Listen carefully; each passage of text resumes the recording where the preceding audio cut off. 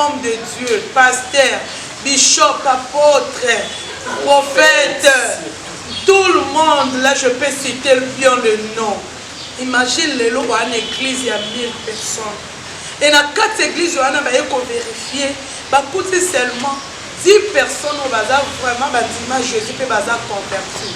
Pendant l'enlèvement, que c'est 10 personnes seulement bazar enlevé alors les 9000. Crois-tu que tu as battu l'œuvre de Dieu? Zéro. J'aimerais encore avoir une église de 10 personnes, de 20, de 50, et toutes ces personnes ont crié à Jésus-Christ, étant que leur Seigneur et Sauveur personnel, et pendant l'enlèvement, ils sont sauvés. Et la chaîne qui vous édifie.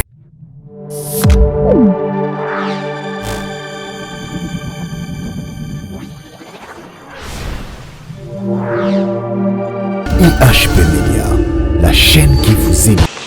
Shalom, bien-aimés dans le Seigneur, les amoureux de Jésus-Christ, les amoureux de la grande chaîne IHP Media, et les adversaires mobiles, les amoureux de la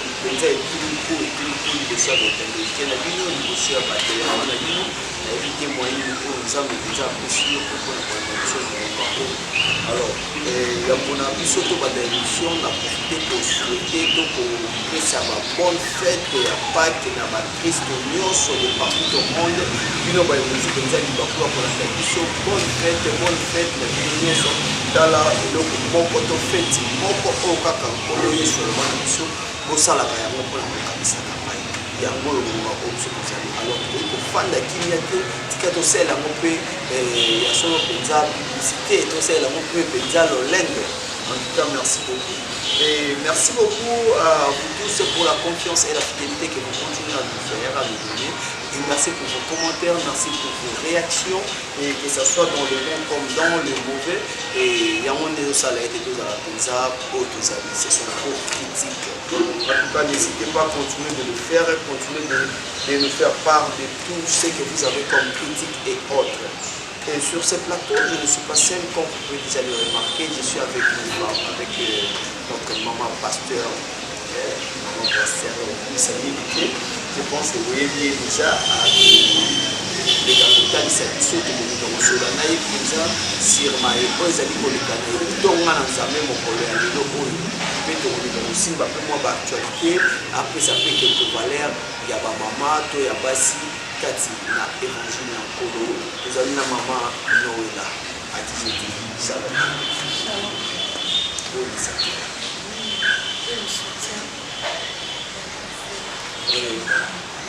Bonne étoile à Zambé, Pénon,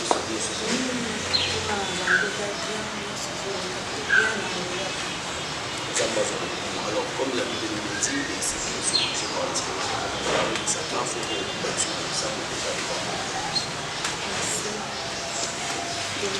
par la prière du samedi. Père céleste, au nom puissant de Jésus-Christ de Nazareth, je te souhaite merci l'opportunité que tu as pour que tu aies cher Saint-Esprit, tant de petits nous sommes aujourd'hui. Nous sommes à la suite à mouvance. Nous ramenons pensées sur captifs, nous obéissons à Jésus-Christ de Nazareth. Il y a bon Dieu, il y a distraction, il y a la musique à la mission. C'est quand il y a le message de ce que le cas, il y a la glorification de ton Père et de l'Église pour Christ. Au nom puissant de Jésus-Christ de Nazareth. Amen. Amen. Amen. L'esprit de la fête est animé au thème à Moko na Moko pour la mission de partout au monde. Alors, maman, ce qui ça veut dire que l'initiative de la mission. Merci beaucoup, nous avons appris la mission,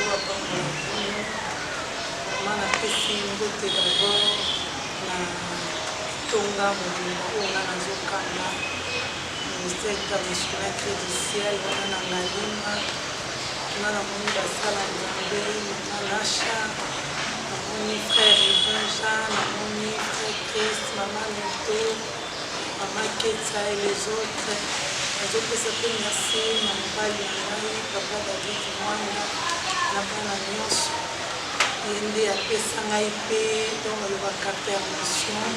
ya kokoba na kati ya mosala ya nzambe defala déplacement oyo nzambe ya mongo asali biloko ebele efami na nga mobimba biologique je serais tellement vous êtes tellement nombreux na libiki mingi oyo ya papa na temps soki oyo balembaka te koyamba biso na kati ya chaîne na biso mpe php media nzambe asalaka mekende lisusu liboso koleka toujours pour l'édification de l'église de Dieu. En tout cas, merci beaucoup, toujours pour l'édification de l'église de Dieu. Comprenez que l'église est un des centres, il y a une équipe de la mission. Et maman directement, on continue. Parlons de l'église de Dieu. L'église de santé de l'église de Dieu pour la vie. Soki ovi tolobela plus surtout na oyo ezolekaka na mboka na biso ezosala mpasi makambo apparemment c'est que moi je vois comme si église ekoki kobosana liso nango makambo nzambe atindi biso tosala loko eye na nsima fitilité totie liboso distraction totie liboso oyo ezosepelisa nzambe na biso te wana ezozala malamu mingi te tomeka mike kozonga na kati ya mission. Qu'est-ce que Dieu nous a dit, à quoi Dieu nous a appelé, et que chacun se mette à l'exercice. Il y a un ministère tel qu'il a été appelé. Pour nous, c'est très important. C'est vraiment très important. Et dans ma cambre vélo, et ça collègue. Et ça marche. Ezo sala mawa, ezo sala pasi, eza ya monde ezali penza souci ya maman pasteur Lola. Et alors maman, eloko ko ezo sala mawa, ezo sala pasi. Benga ya monde ezali ke basali ya nzambe to malade to nga nzambe zo bikalelo. Ezali parce que bino basala nzambe ko bosali appel to ko bongisi doctrine. Mosusu na babosani appel mosusu mpe na babongisi doctrine ya christianisme mosusu mpe bazosala juste mpona baintérêt na bango mosusu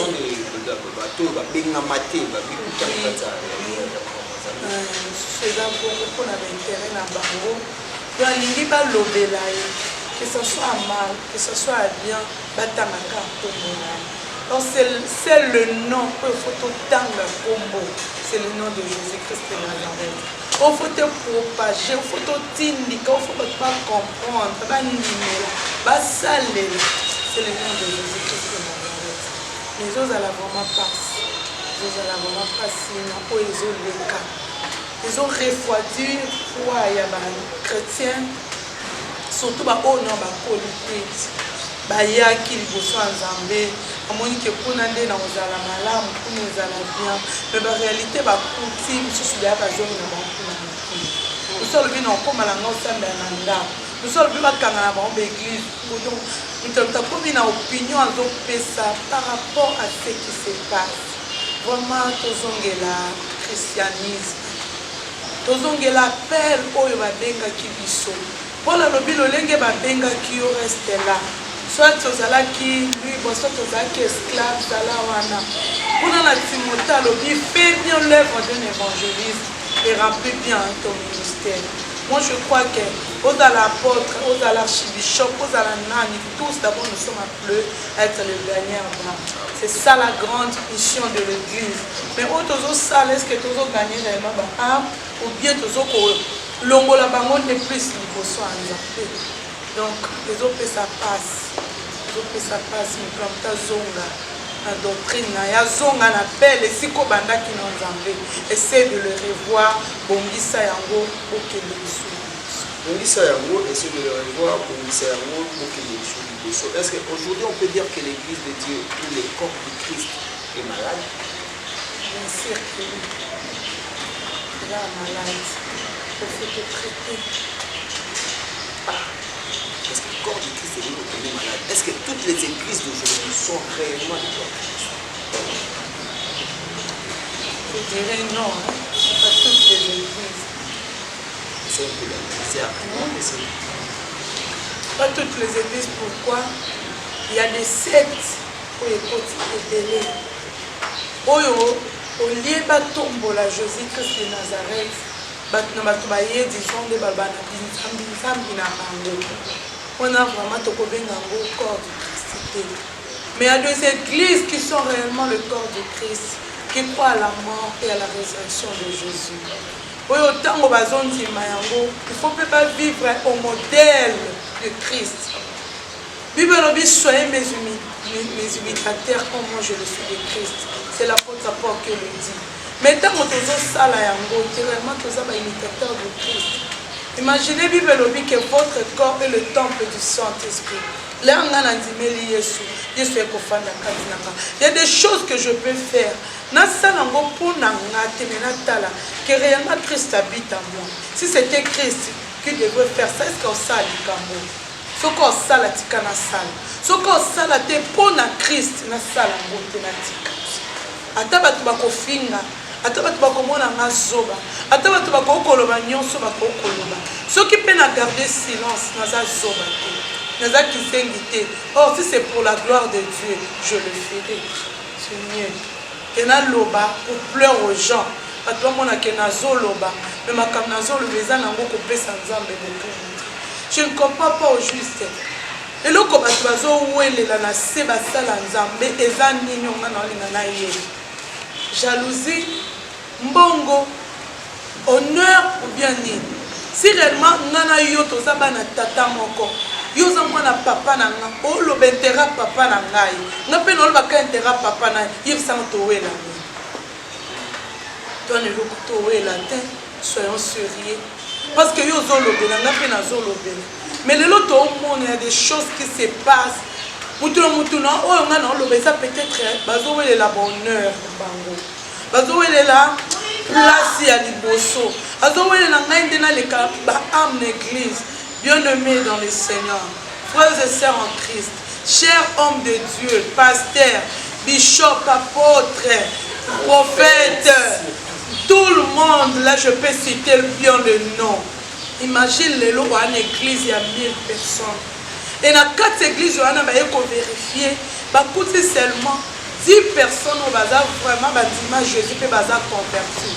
Pendant l'enlèvement, que ces 10 personnes seulement, bazar enlevé, alors les 9000. Crois-tu que tu as battu l'œuvre de Dieu? Zéro. J'aimerais encore avoir une église de 10 personnes, de 20, de 50, et toutes ces personnes ont crié à Jésus-Christ, étant que leur Seigneur est sauveur personnel, et pendant l'enlèvement, ils sont sauvés. Et les derniers jours, on a sauvé, par rapport aux travaux que je bâtis. Et puis, nous avons la couronne par rapport à Yango. Comme nous dit la Bible dans le livre de 1 Corinthiens 3, la manière dont nous rendons service à Dieu. Bamsusu bazo sala ba bâtir ndaku na bango na ba matière ondeti matiti asaleli yango tente mususu asaleli yango lokola na triplex mususu asaleli yango na ba mabanga ya ndenge wana mais mususu asaleli na ba lobi pendant le moment où bakoya mettre koya tala musala l'œuvre de chacun sera prouvée par rapport na musala saki bakocha na moto. Imagine ceux qui basent du foin, basent du chaume, basent du biloko, et résister. Mais le travail, c'est seulement or et or pur. Donc, service de rendre Zambé, je l'ai fait d'abord pour moi, pour mon Dieu. Non pour la battre à gauche, non pour la battre à droite, non pour que les gens m'acclament, non pour que les gens me jettent des honneurs, pour que ma salanga on a beaucoup mais pour la gloire de Dieu. Balobi or, pour la tout mon utilité nango, il faut pas prévoir mon moto. Les réprimés de connu or ya solo. Mais ceux qui ont tonga qui na matiti, autonga qui exemple na triplex, autonga qui na biloko eza nango bongo, les bakocha na moto comme voilà maintenant, c'est le travail que nous donnons à Dieu. Que chacun de nous, à l'Ital, nous allons installer la papa. Et ça réellement or. Et ça pierre précieuse. Et ça argent. Où il y a tabatier dans notre pour résister peu bimi. Au lieu que ça n'a pas de pamba. Nous qui l'avons posé un jour jugé selon le salaire à Zosala. D'où faisons-le bien. Faisons-le bien. Surtout biso babateli ya pate. To longola bapate ya nzambe liboso ya nzambe te. Mais to tindika bango lisusu liboso ya nzambe. Avec crainte et tremblement, basalela nzambe. Yo moko pe osala mosala nzambe avec crainte et tremblement et sincérité de cœur. C'est alors que nzambe akofuta biso na kobana. En tout cas, merci beaucoup, c'était très profond. Ça peut passer apparemment à tout tel. Que Dieu vous bénisse. Alors, tout sur la moitié. Pour ça, l'ensemble de mon lobby, boxer, aïbaka, douleur, il y a des choses. Il y a moi, bon, maintenant, rien qu'à faire. Pas pour nous, la balade. Nous sommes soldats, nous avons valeur à la chasse. Les animaux chauffeurs n'ont mis valeur à nous. Mais pourquoi ça n'a pas valeur à la chose? Apparemment, le péché est fandi les mines à la église. Comme on a toujours dit que j'ai cherché le monde, je l'ai trouvé dans l'église. J'ai cherché l'église, je l'ai trouvé dans le monde. Bouleversement, voilà. Qu'est-ce qu'on peut dire? Quelle analyse faites-vous par rapport à la conduite des hommes de Dieu aujourd'hui? Nazombi lisusu ndenge nazoloba eza mawa mingi. Naopesa exemple mokie ya ngambo. Biso lere toyepa Yesu.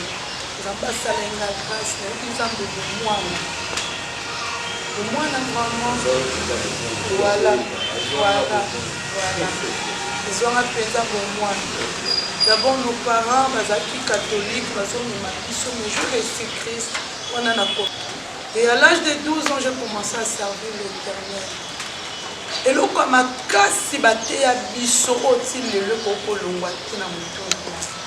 Pour côté l'affermissement, nous les 4 lois spirituelles, nous le fondement du christianisme, un vrai chrétien. Les sous mon père, moi, nous faisons des vite. Un vrai chrétien a encore la moukata sambela, t'as passé journée sambela, t'as l'ali à la mouki, impossible. Un vrai chrétien a encore passé journée, c'est ça qui est dans la Bible. Deuxième biloko, il y a valeur beaucoup, quelqu'un qui vit sur en gros à cet là. Et puis, dans un cas, tout coutani entre nous. Bon, ben, dans les solos, au sambelaki. Vous avez combien de heures? Vous avez combien de minutes? Au méditaki. Ouais, puis passage au méditaki. Mais bon, c'est un gros bandeli. Des fois, il y a une réunion de prière pour les prédicateurs en qualité. À tout cas, il y a un passage où il méditaki à Sangis pour aller là au partage. Maintenant, il y a un cabisso, partage. Ceux qui jouent au sali moi du soum, moko, oyo kamote manolo ko les 4000 morceaux. Aux âmes mal à l'aise. Donc, et moi personnellement, la prière que je faisais chaque jour en ces temps-là, c'était dans le livre de Romains 8. Je vous exhorte donc à offrir vos corps comme un sacrifice vivant, saint, agréable et parfait à Dieu. Ce qui sera de votre part un culte raisonnable. Ne vous conformez pas au siècle présent, mais soyez renouvelés. Et dans la prière, s'il le lieu dans la prière, mais les lois dans l'église, c'est ça aussi le problème. Des fois, on a la chair. Nous, des fois, on a dit, on a tout dans la Bible. Au moins, on a quelqu'un non, on a téléphone. Non. Des fois, on peut encore dire, et pourquoi il confie dans ces secondes, tu dois avoir ta vie. C'est que le chrétien ne veut pas. Ce côté jour à culte et enseignement, plus personne ne se présente à l'église. Au début de ma conférence, ma convention, ma séminaire, où ils ont l'accès que les gens doivent être enseignés. Au moins, on n'a plus à comporter. Tu es là, on culte à combat. C'est culte à délivrance. C'est culte jour, il y a prophétie. Oh! Bien aimé, on peut te prophétiser. Je ne suis pas contre la prophétie. Dieu me parle aussi. Je n'oriente pas.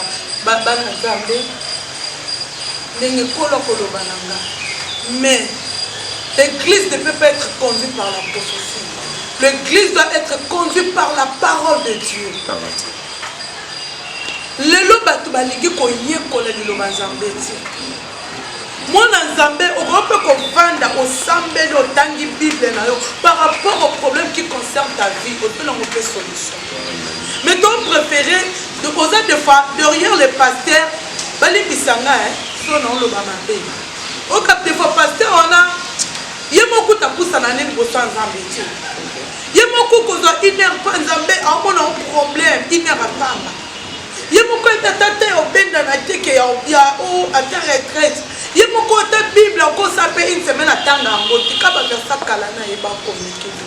Peut-être yoko to leki. Mwana sima. En fait, le bien. Enza pas le bien. Non. Tozonga na authenticité. Ndenge na lobby bisolaire to yambi Yesu. Biloko ne zala ki fondement.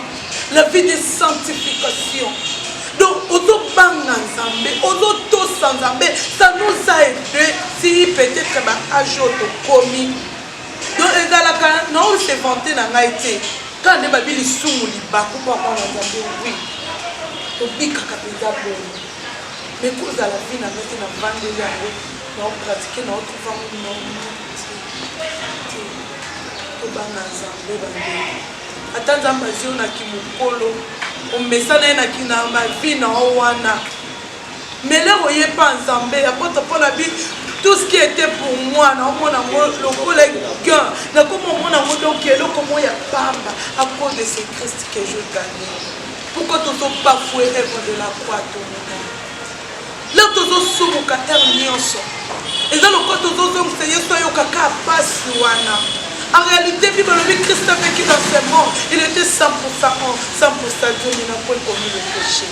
Mais le châtiment qui nous donne la paix est tombé sur lui. Là, quand on a mis na croix, en ce moment-là, Dieu ne le regardait pas comme fils. Et quand tu lis la Bible, là, il y a ce doloba, il y a ce toujours mon père, mon père, mon père. Mais comment Nicolas na croix, alors mon Dieu, pourquoi m'as-tu abandonné? Parce qu'il avait porté maintenant cette nature de pécheresse. Oh, ils allaient qui a pissé. Ils sont joie qui a beau. Mais là, nous sommes tous sous mon cas. Pour moi, c'est toujours ce calme. Et nous sommes dans l'île à Paksamouké. C'est qu'on a tout le bel enlèvement. Au télémi, mon seul ensemble, au téi, en goba, ensemble, bien. Pour les cas. Pour les biotés à Kanoubi, au téi. C'est qu'on a l'air au téi à Wana. Aussi, ce que ça m'a bien enlevé quand il y a un sama. Au soukala. Mingi va vivre avec nous. Tout le baquet, moko, il y a ma maladie, il y a ma église qui s'appelle ça l'ensemble. Là, bazo vivre quand il a les sous. Oui, on va pas. On donne que c'est bon. Yo pasteur osaka osala mabela nyonso koma vino tu trouves ça normal yo kaso comité pe nzambe. Merci beaucoup servante de Dieu, merci vraiment pour nous tenir bien et petit à petit toujours avancer toujours que nous déjà presque na suka émission na mission na rokele directement na histoire ya Sainte Vierge que bazala qui sage. Je suis que bazala qui est censé. C'est ça qui va mon nom disent tous attendez le coup. Et c'est que vous c'est le Christ que nous attendons. Je suis passé dans les opposés à l'église. Et bien le 5 était sage. Au bazala qui n'a 4 il y a monde dans la banque. Et les autres utilisent qui n'a pas mafuta na bango na désordre esilaki kolinga na bango etikalaki ya pamba leo bazeli mobali bamoniki awumeli mafuta na bango esili elo mosusu wana bazogarde kaka bayoki mobali aye pelisi minda bakoti na kati ya profete na mobali e le reste na bakilima babitoki koluka mpe mafuta bandaki bayaki na porte te koferme. Nous avons le peuple de Dieu l'église corps du Christ. Yo oyo, eza na makolo ya Nzambe tobangaka ye, peu importe la réalité de la vie, kolongwa liboso ya Nzambe te bonela. Situation mon côté est changée, position.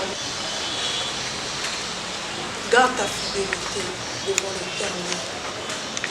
Nzambe wana un jour afuta ye. Musu balobi po banda pe babanda koloba Jésus revient, Jésus soma yaka nete za makambo lokuta. Nazonga nanga na mokili. Nasala nanga boye. N'éteignez pas le Saint-Esprit qui est en vous. Vous avez reçu. N'attristez pas le Saint-Esprit, Oyo Yamba, depuis le jour où tu as crié en Jésus-Christ de Nazareth, afin que ose la réellement époux. Dans ma koya, tous à la tous enlevés. Yango de vraiment, vous savez à ma casse, Otozana, Ngo Nzamba, Tindi Biso. Azana posate à moi, Ezala perdu. Azana posate, Ba Amoyo, Abeba. L'enfer n'est pas fait pour toi, bien-aimé dans le Seigneur. Elle est faite pour le diable et ses colluses. Mais le col azalaka, le père de mensonges, Adam méchant en lingo kende mon côté. Voilà pourquoi ils ont multiplié toujours ma stratégie pour na kende na bakebele. Neningi tenga na yo to kende nzela wana reste fidèle.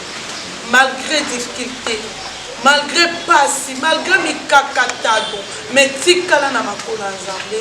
Banga Nzambe tosali soki lelo liwe surprendre yo ke na sein d'Abraham ozela ntango yango ekoka soki mpe lelo enlèvement esalami mpona baoyo tokozala toza mpe nano na bomoi liwe surprendre te tozala enlevé elongo na mobali ekozala esengo mingi mokolo wana suka tokutana ensemble réellement on a battu de beau travail eya na langage mona linga soka koloba l'église nabi oyambi Yesu Masiya c'est bien bon mais faut pas ngaye kotosa ye ozanga enlevé et puis ovanda na meilleure partie ya lola esaka bana Nzambe na bi deux fois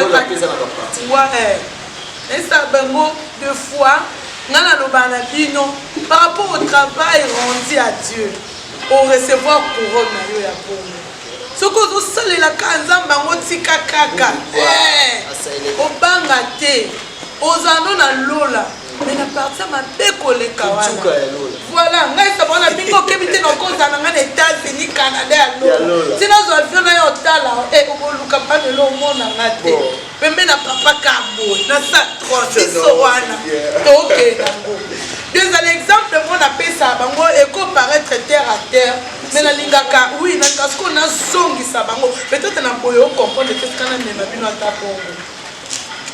En tout cas, c'est très bien, chers chrétiens, comprenez que nous avons un enfer à éviter et un ciel à gagner. Pas n'importe quel ciel, mais Canada à l'eau. C'est très bien, c'est qui commence bien, finit bien. Et elle était là sur ce plateau, et donc maman pasteur Noëlla, et avec elle on a essayé un peu de parler, et elle était brève, mais trop profonde.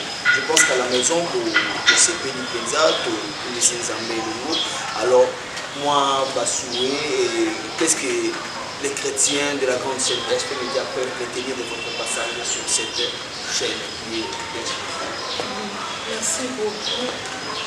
Na bandeko nyonso SP Média na belle initiative oyo ezoluka toujours koédifier peuple de Dieu. Nzambe vraiment arrosé yango lisusu ekende liboso bino bandeko na okosabona te vraiment faut s'abonner boza tellement édifié et le message oyo soki ozolanda yo moko tu te retrouve. Comment Nzamba sur la chaîne massage que le message parce que le massage c'est ça vraiment non il y a des messages ok ce qu'on zolanda ngai particulièrement na joka de fata olanda basa Nzambe belé balekaka wa nazala toujours édifié jusque là on y a ma père koloba buzo ba no mo penza Nzamba pa bola vraiment bandeko bazo sa musalo yo asala bango bolamu toutes les bonnes choses tokutango na yo Voilà. Merci beaucoup. Comme on a toujours tendance à le dire, que ce qui commence bien finit bien. Et on était là juste pour faire l'œuvre du Christ, lui qui avait dit allez partout au monde et faites de tout le monde mes disciples. Voilà, nous avons fait notre part. Nous sommes là juste pour véhiculer la parole du Christ. Et comme le peut lui, là où 2 ou 3 sont réunis à son nom, il est là au milieu d'eux. Et on est persuadé que le Christ de la Bible était là avec nous. Et merci beaucoup. Et j'en profite à cette occasion pour souhaiter une très bonne fête de Pâques à tous les chrétiens du monde.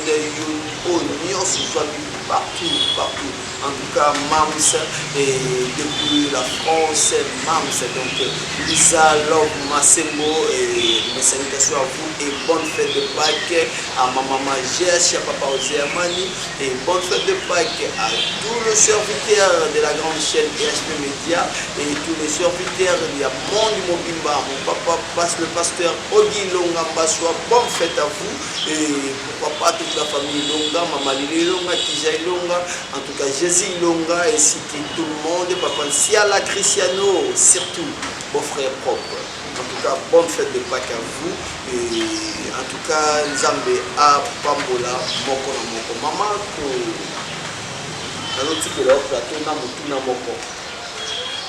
on a parlé de ceci, on a parlé de cela. Ce qui est le Christ a joué. Est-ce que le parmi les 5 sages, pas entre les 5 femmes sages, tout parmi les femmes insensées. Merci.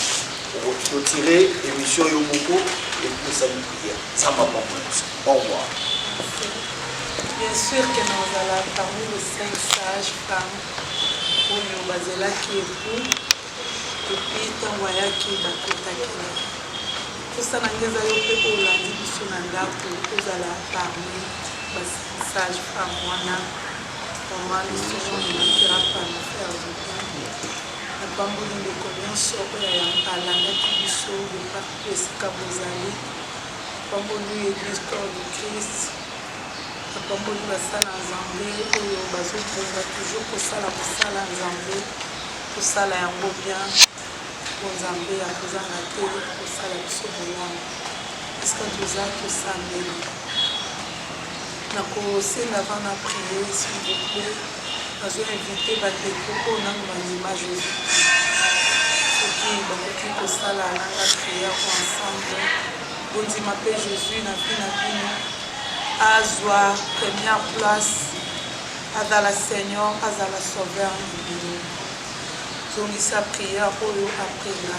Pour le je confesse de ma bouche le Seigneur Jésus-Christ et je crois dans mon cœur, Dieu le Père l'a ressuscité d'entre les morts et je suis sauvé au nom de Jésus-Christ de Nazareth. Amen. Maintenant je vais prier. Père Céleste, au nom puissant de Jésus-Christ de Nazareth, telemaki kolobela na parla yo désignation message oyo moto nyonso koyoka yango te ye elongola mabe elinga bolamu réussite succès makambo malamu ekota na bandako na bango po azalaki malade abika po azalaki na problème ezotungisa ye azwa solution apamboli mpe chaîne oyo eyambaka biso atumoma au nom puissant de Jésus-Christ de Nazareth. La chaîne qui vous édifie.